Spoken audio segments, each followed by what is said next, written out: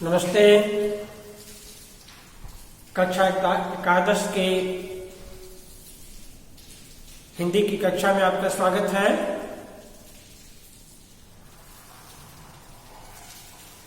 सबसे बड़ी बात ये हमारे सामने आती है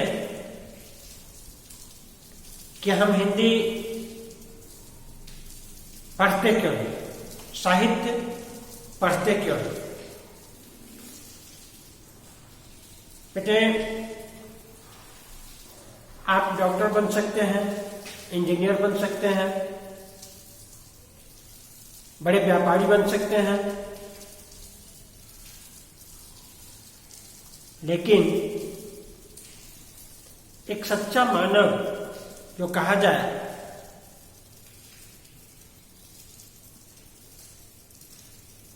वो नहीं बन सकते। और वो आप तभी बनेंगे जब आपका संबंध साहित्य से रहेगा। साहित्य हमें मानव बनाता है, हमारे अंदर मनुष्यता का गुण भरता है। हितेन भावः इति साहित्य, जो हमारे हित का सोचता है वह साहित्य है। तो हिंदी या यूं कहें कि कोई भी साहित्य जो है वो समाज की एक कड़ी है, समाज को जोड़ने का काम करता है। वह हमें ये बताता है कि हमें अपनी भावनाओं की अभिव्यक्ति कैसे करनी है, कैसे भी किसी से बात करना है, किस तरह की बातें करनी है। हमारे अंदर नैतिकता, ईमानदारी, कर्तव्य निष्ठा, देशभक्ति, ये सारी भावनाएं अगर कोई भरने का कार्य करता है तो वह है साहित्य, वह है साहित्य। इसलिए साहित्य का पढ़ना आवश्यक है, बहुत ही आवश्यक है।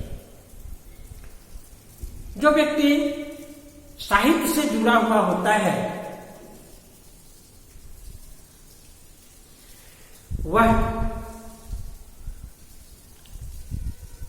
सबका प्रिय होता है। लोग उसकी सराहना करते हैं।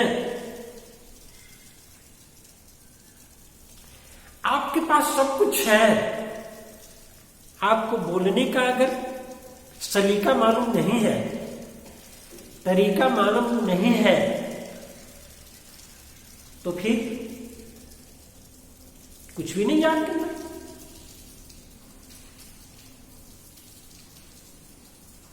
मनुष्य रूपेण मृगाश्चरन्ति। समझिए कि आपके पास वो कला नहीं है, आपके पास साहित्य नहीं है, तो आप बहुत बड़े विद्वान होने के बावजूद भी साहित्यहीन रहने पर मनुष्य के रूप में जानवर की तरह है। इसलिए साहित्य का अध्ययन आवश्यक है। दूसरी बात कि हम एक सामाजिक प्राणी हैं, समाज में हमें रहना है और सामाजिक आवश्यकताओं की पूर्ति जो है वो फिजिक्स नहीं करती, बायो नहीं और नहीं मैथ्स। उन आवश्यकताओं की पूर्ति अगर कोई करती है तो वह है हमारी भाषा, वह है हमारी भाषा, कल्पना कीजिए आपके पास सब कुछ है, समाज के पास सब कुछ है, लेकिन भाषा नहीं है। वो समाज, वो राष्ट्र गूंगा हो जाएगा,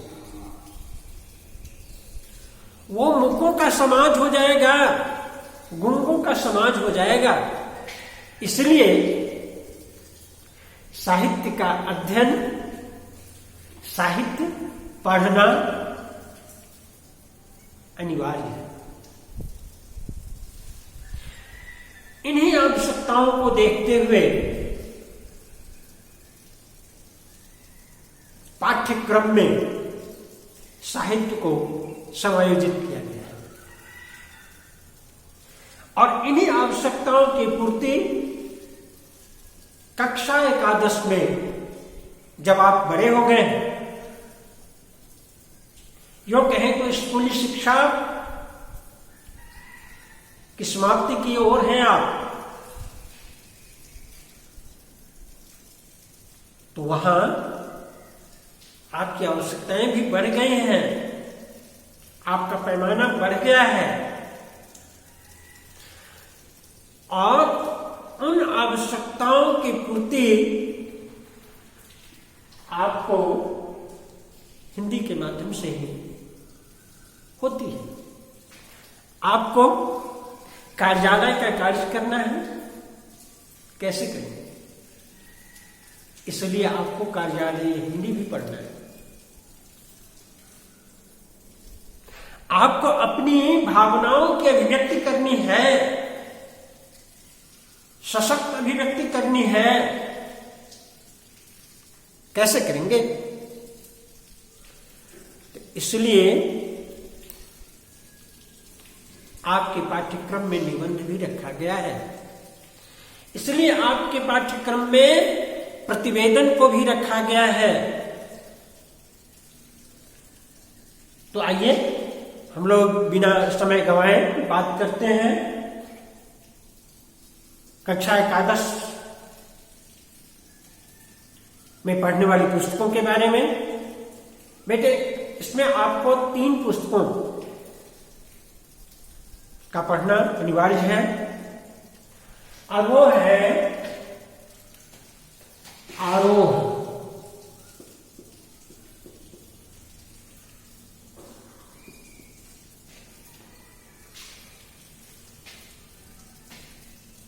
ये आरोह में आपको पद्य भी पढ़ना है, गद्य भी पढ़ना है। आरोह में पद्य भी और गद्य भी, पोएट्री भी और प्रोज भी, दोनों आपको आरोह में पढ़ना है।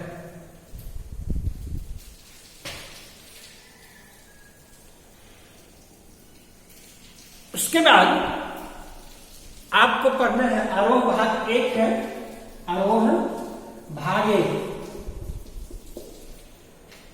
तदुपरांत आपको पढ़ना है वितान,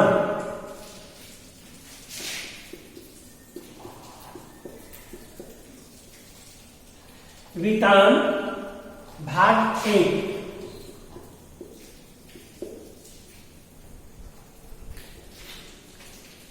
वितान में आपको 3 चैप्टर पढ़ने हैं। पहला है लता मंगेशकर, दूसरा राजस्थान की रजत बूंदे और तीसरा चैप्टर है वह है आलो अंधारी, बेबी हालदार की रचना। उसके बाद एक नई चीज आपको पढ़नी है, बिल्कुल नई है आपके लिए, और वह है अभिव्यक्ति और माध्यम। अभिव्यक्ति और माध्यम। अभिव्यक्ति और माध्यम में आपको पढ़ना है संचार,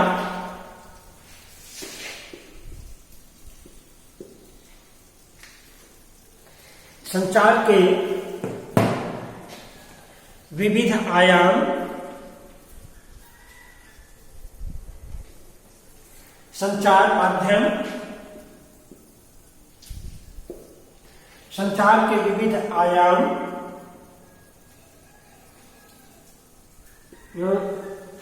पत्रकारिता,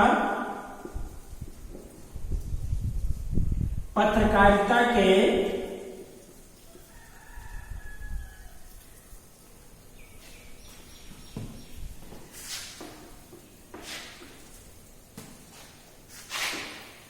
पत्रकारिता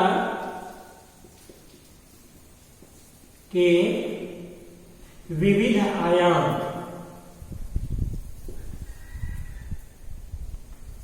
के विविध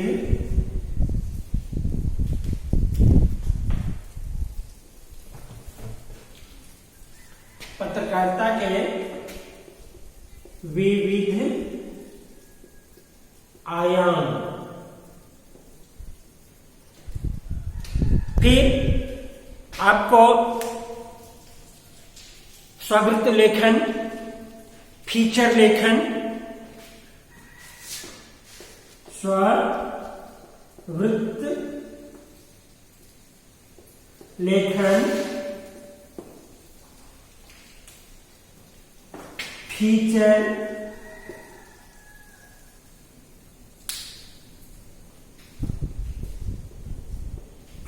लेखन,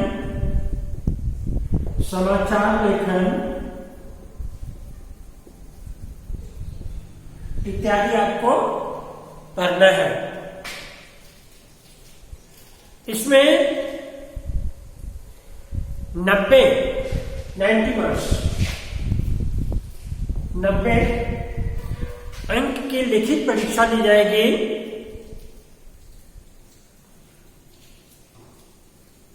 और इस 90 अंक में निबंध है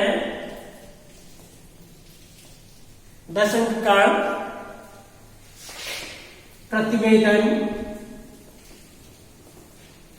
प्रतिवेदन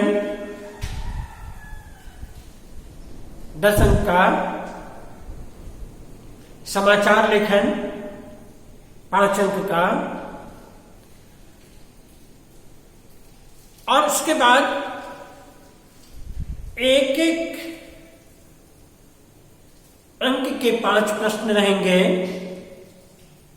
जैसे पीत पत्रकारिता क्या है, खोजी पत्रकारिता क्या है, वॉचडॉग पत्रकारिता क्या है, एडवोकेसी पत्रकारिता क्या है, इस तरह के प्रश्न रहेंगे।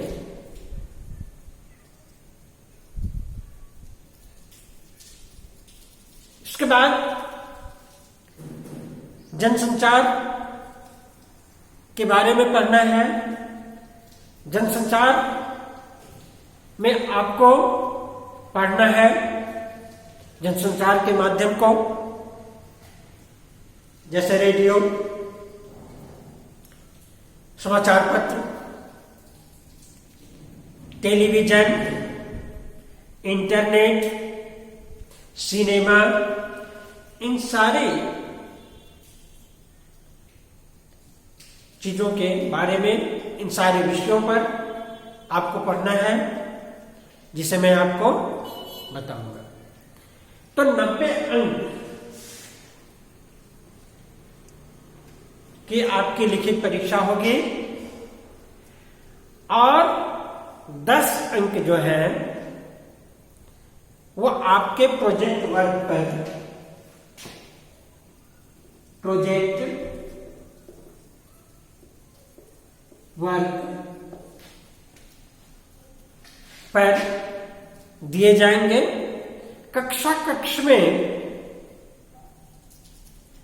आपका छात्रों के साथ कैसा संबंध है, शिक्षकों के साथ कैसा संबंध है,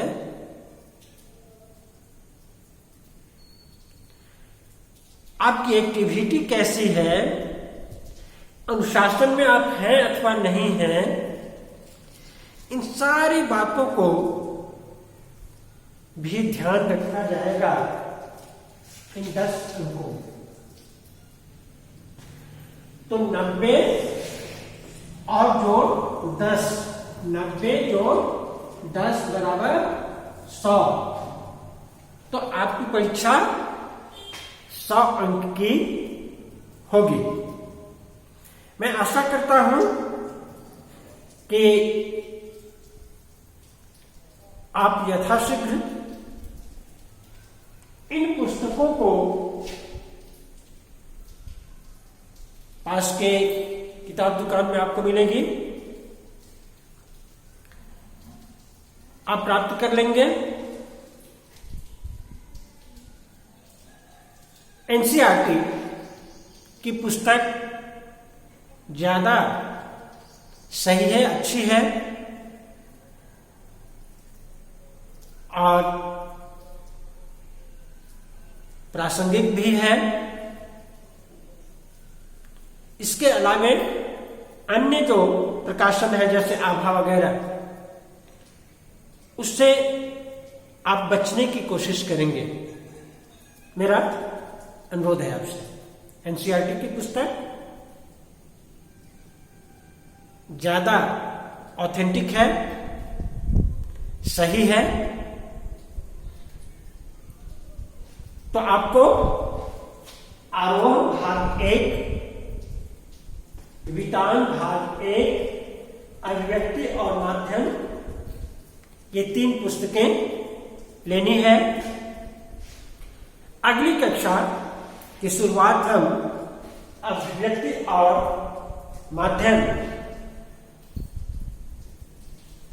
के संचार विषय पर अगली कक्षा में लेंगे। आज की कक्षा के लिए